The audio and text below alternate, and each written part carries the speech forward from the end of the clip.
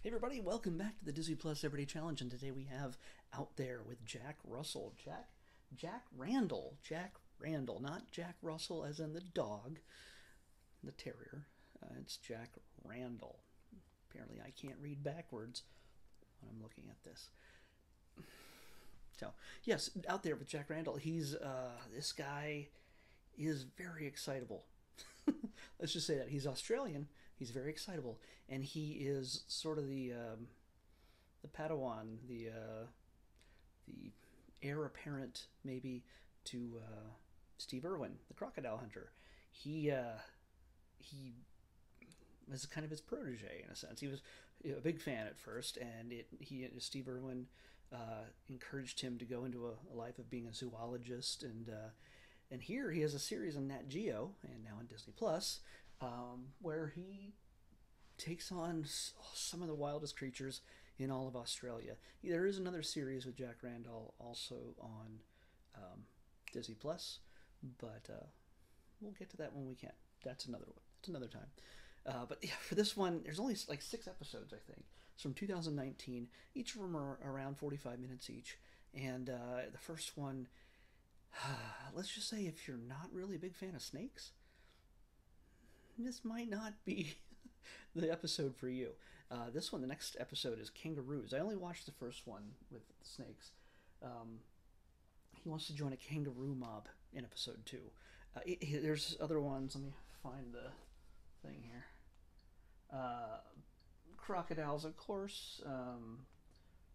Venomous snakes. By the way, the snakes in the first one episode that I watched were all pythons, and they're non-venomous, though he does run into at least one venomous one. Spoilers. Green sea turtles and a camel. Camels. So didn't know there were camels in Australia, but hey, they get around. Uh, if you love some of this wild adventure stuff, and you can handle this guy just running towards snakes, running towards pythons when he sees one. He sees something in the bushes and he just pounces on it. And okay, it's not a snake; it's a blue-tongued lizard. Okay, and he shows that off, and he has another guy with him who he actually breeds pythons and is highly knowledgeable. He's one of the few people who is allowed to breed pythons. A number of them are endangered, so their part of their quest is to find one of the most elusive, like a ghost python, as locals call it. But yeah, they go on a trip to find at least 6 different pythons. They find some other stuff along the way, but 6 pythons are what they're hunting for, and they're all sizes and colors, and they're beautiful. They're absolutely beautiful. But if you are a bit squeamish about snakes, this, like I said, this may not be the best episode for you to start on. But they are safely on the other side of the screen, and they cannot harm you. Also, at the end, if toward the end, uh, it takes him into pretty much a cave that he has to crawl through on his stomach. If you're at all claustrophobic, this, well, even if you're not claustrophobic, it might make you claustrophobic, especially when it involves snakes and bats. So, if you like snakes and bats in enclosed spaces with them, this is a show for you, obviously. So it's October, it's Halloween season. This will give you a nice little jump and squirm kind of experience. Uh, yes, some of the music is used in this to increase the tension, and I think when this was originally aired, of course, this is cut to have commercial breaks, even though there are no commercials on Disney Plus. It will it has those beats where it sort of he goes and you don't know what's happening. It just fades to black, and then it comes back and they repeat the last scene again, where he's talking about what could happen, and then he goes and so yeah, they padded a number of sequences like that because of how it was originally cut for traditional television.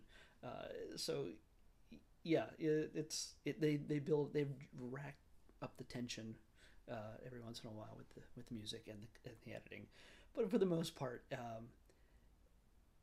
I think he kind of knows he's going to find 6 snakes. Let's just say that, and pretty much where they're going to find him. What's just freaks me out is the idea that he's just, hey, you know what? I think I might be able to find him better here in the swamp at night if I take off my shoes and walk around in knee-deep water. And then I can feel them with my toes. And then when I step on them, I grab them and I hold them up to my face. And then they bite me and I start bleeding. Yes, if you're squeamish about blood, that's another thing. You'll want to watch out for this. He only bleeds one time, but they take care of it. There's a lot more people behind the camera, I think, than we realize. It's mainly him.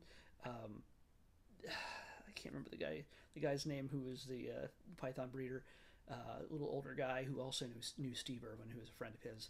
And there's an Aboriginal guide. His last name is Hunter, which just seems weird.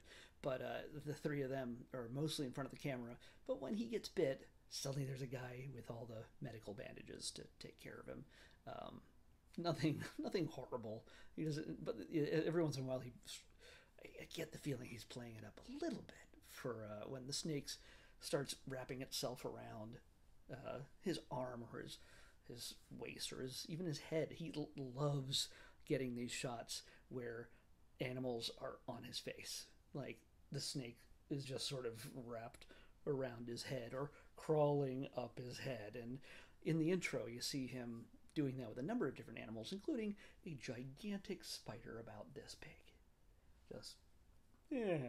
Just doing that. So, yeah, that's what you're in for in the future. But if you like pythons, the first episode's all for you. I'm tempted to watch the kangaroo one, which sounds like it could be interesting and funny. But, yeah, kangaroos, I understand, aren't always friendly. They're cute, but maybe not cute enough to be best friends with. I don't know. That's maybe I'll find out if I watch the next episode. But yeah, this is a fun, exciting. He's very excitable. He's very excited. In that sense, he really does carry on the spirit of Steve Irwin.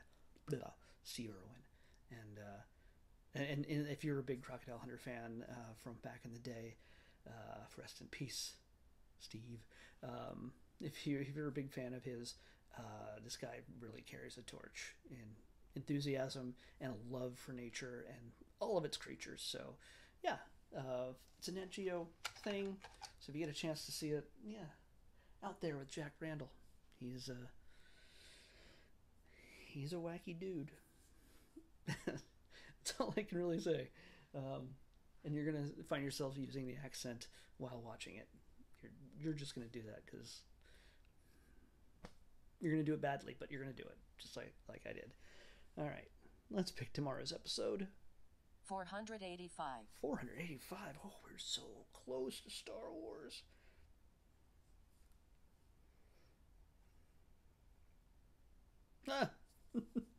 You know what? We finally got a movie after like 3 days in a row of documentary series or whatever. We have a movie, but we're going back to the theme of dogs. I don't know I don't think I've ever seen this movie, but I think it's beloved by some. Let's check out Snow Dogs. All right. Snow Dogs is what we have next on tomorrow's Disney Plus Everyday Challenge. I'll see you back here tomorrow. Bye. Uh-oh. Looks like Snow Dogs doesn't exist anymore. Apparently it might have been on here. Let me check the list if it was pre-existing. Yeah, it was on. It was not it was not an addition since the launch. It was here since the beginning, and possibly since Christmas last year or winter last year. They may have taken it off. I don't know, but that means we got to pick another one. Come on, here we go. 536. 536. Just above Star Wars. Again, haven't watched Star Wars a whole lot since we started this. Huh, okay. I'm not sure what this is. I think this is an older one. I have seen it recommended and stuff, but let's check it out. 536. It's a movie, The Adventures of Bullwhip Griffin. Looks like we might have a Western on our hands. All right, for real this time. Hopefully it's here. If not, I'll be back again. I'm not going to make you watch me search for it. Otherwise, I'll see you tomorrow with the Adventures of Bullwhip Griffin on the Disney Plus Everyday Challenge. See you tomorrow.